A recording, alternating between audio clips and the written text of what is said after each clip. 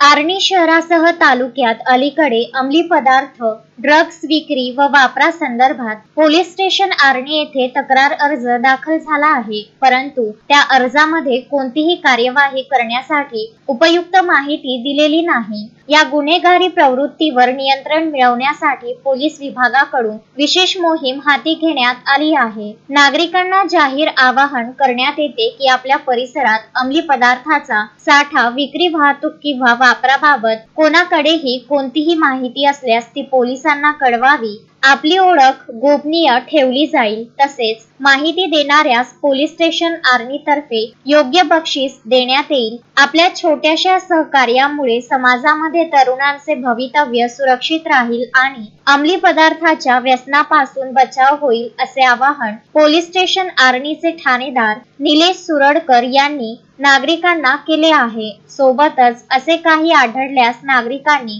98-2009-59-9921-179241 या मोबाईल क्रमांकावर संपर्क साधण्याचे आवाहन केले आहे.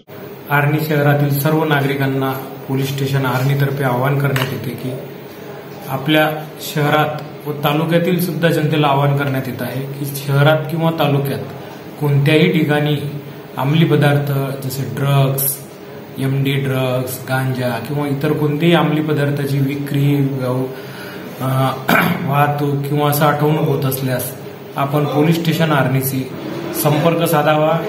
आपल्या माहितीवरून कारवाई करण्यात येईल. आपले नाव सुद्धा गोपनीय ठेवण्यात येईल. आपणास कोणत्याही प्रकारचा अडचणीचा किंवा त्रास होणार नाही याची पूर्ण दक्षता घेण्यात येईल आणि आपण दिलेल्या माहितीवरनं संपूर्ण कारवाई जर यशस्वी झाली तर आपल्याला पोलीस स्टेशन आर्णी तर्फे योग्य बक्षीस सुद्धा देण्यात येईल. आणि त्यामुळे आपली ही छोटीशी म्हणजे मदत पोलीस प्रशासनाला आपल्या युवा पिढीला बर्बादीपासून वाचवू शकते.